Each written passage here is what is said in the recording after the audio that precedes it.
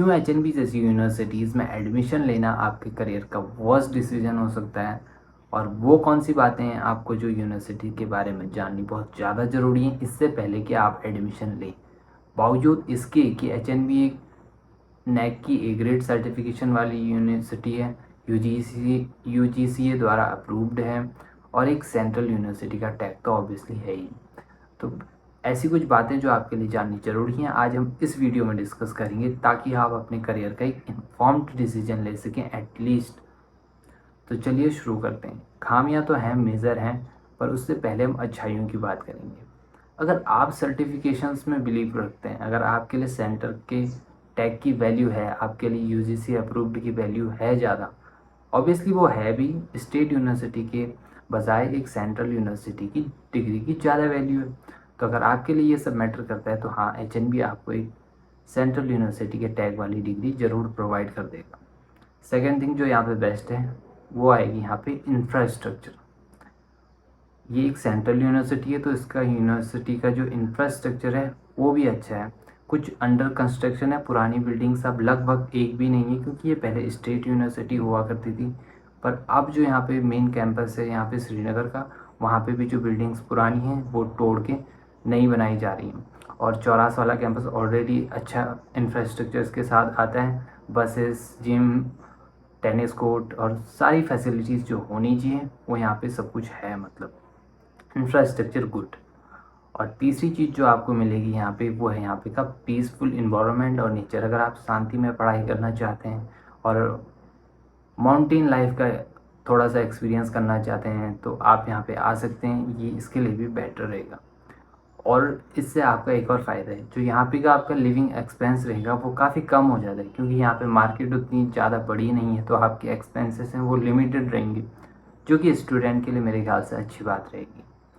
और जो final add on है वो है कि आपका यहाँ पे जो फीस स्ट्रक्चर है वो काफ़ी अफोर्डेबल मानेंगे मुझे। जैसे कि मेरा जो कोर्स है जो कि मेरा साइकोलॉजी है, तो उसमें मैंने जब एडमिशन लिया था तो स्टार्टिंग में मेरी जो फ़ीस पड़ी थी वो पड़ी थी अराउंड 2000, 1600 से 2000 के बीच, जिसमें हमारी बहुत सारी मिसलेनियस चीज़ों की कॉस्ट भी और एडमिशन फ़ीस भी एक साथ थी, जिसमें आपका tuition fees, ID card fees, बस फ़ीस, ऐसे छोटे मोटे आइटम्स जोड़ के पूरा कंप्लीट 2000 का मान के चलिए आप। और उसके बाद जो है बीए, बीएससी, बीकॉम इन सब में आपकी फ़ीस जाएगी सेमेस्टर वाइज, जो कि होगी 1000 रुपये जितनी, मतलब 850 से 1000 रुपये तक होगी, ठीक है। अगर मास्टर कोर्सेज हैं तो उनकी थोड़ा सा ज़्यादा हो सकती है। तो बात ये है कि यहाँ पे जो भी एजुकेशन है वो एक अफोर्डेबल प्राइस का आपको मिल जाती है। तो ये थी वो सारी अच्छाइयाँ जो कि एचएनबी आपको प्रोवाइड करता है। तो दोस्तों अब कॉन्स की बात करें तो यहाँ पे एचएनबी में सबसे बड़ी बात ये है कि यहाँ पे प्लेसमेंट सेल ही नहीं है भाई। डेडिकेटेड प्लेसमेंट सेल का तो नामो निशान नहीं है। अगर आप चाहते हैं कि आप बस डिग्री लें और आपको नौकरी मिल जाए, कंपनी वाले ढूंढते फिरें, ऐसा कुछ नहीं होने वाला। चाहे आप कितने ही टॉपर क्यों नहीं थे, आपको हाथ पैर चलाने पड़ेंगे, बाहर जाना पड़ेगा, रिज्यूमे बनाना पड़ेगा, देना पड़ेगा, धक्के खाने पड़ेंगे, तब जाके आपको नौकरी मिलेगी। तो पहली चीज़, प्लेसमेंट सेल बिल्कुल नहीं है। आप ये बिल्कुल एक्सपेक्ट मत करके मत आना कि भाई मेरी तो लग जाएगी। ऑल हो सकता है इस साल से एक्टिव हो जाए क्योंकि छात्र संघ में हर बार यहाँ पे मांग रहती है कि प्लेसमेंट सेल बनेगा बनेगा, पर अभी तक ये काम ऑन ग्राउंड होता है तो दिखा नहीं। सेकेंड थिंग जो आपको यहाँ पे शॉर्टकमिंग लग सकती है वो है यहाँ पे कि स्टाफ और फैकल्टी, इसमें शॉर्टेज काफ़ी है। जितने भी मैंने क्लासेस और ट्यूशन्स लिए, जैसे कि मैंने कुछ सेमेस्टर म्यूज़िक पढ़ा, फ़िलासफ़ी पढ़ी और इंग्लिश पढ़ा, तो वहाँ पे मेरे को देखने को मिला कि जो स्टाफ है वो काफ़ी कम है, यानी कि जो प्रोफेसर हैं अच्छी एक्सपीरियंस्ड वो काफ़ी कम है। और ज़्यादातर जो क्लासेस ले रहे हैं वो सारे क्या हैं, या तो फिर वो रिसर्च स्कॉलर हैं या तो फिर वो गेस्ट फैकल्टी हैं, जो कि यूनिवर्सिटी को सस्ता पड़ता है गेस्ट फैकल्टी को एम्प्लॉय करना, तो शायद वो इसलिए करते होंगे। और परमानेंट प्रोफेसर की बहुत सारी जो है पोस्ट हैं वो खाली ही रहती, पता नहीं क्यों नहीं भरते हैं उनको। तो आपको इसमें कॉम्प्रोमाइज़ करना पड़ सकता है, जो कि एक अच्छी बात नहीं है। अगर आप चाहते हैं कि फुल फ्लैजेड आपको यूनिवर्सिटी वाला फील मिले, क्लासरूम वाला, तो अगर आपकी किस्मत सही भी तभी वो पॉसिबल है। वरना मेजर जो कोर्सेज हैं ह्यूमैनिटीज़ के, वहाँ पर आपको फैकल्टी कम देखने को मिलेगी। और जो पॉपुलर कोर्सेज हैं जैसे बीएससी वगैरह, तो फिर वहाँ पे आपको थोड़ा सा बेटर देखने को मिल सकती है, पर ओवरऑल जो फैकल्टी है वो थोड़ा सा कम ही है यहाँ पे।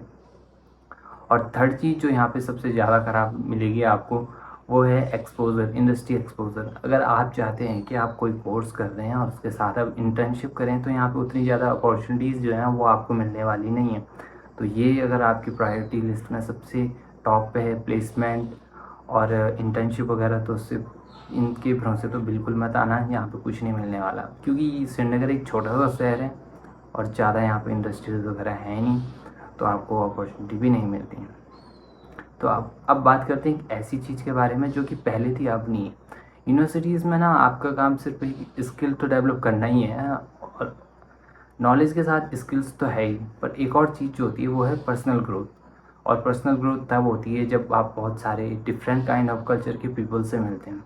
पर पहले क्या था, जब NEP नहीं था, जब आपका ये CUET नहीं था, तो यहाँ पे सिर्फ उत्तराखंड के बच्चे आते थे, तो जिससे ना जो वाइब थी ओवरऑल कॉलेज कैंपसेस की उतनी बढ़िया नहीं थी। पर जब से CUET आया, तो जो अदर स्टेट्स के लोग आने लगे, तो उससे जो वाइब है ना वो बहुत बढ़िया सी बन गई। और जो पर्सनल ग्रोथ है आपकी वो भी इससे अच्छी होती है, मेरा मानना है, क्योंकि आप ज़्यादा एक्सपोज रहते हैं,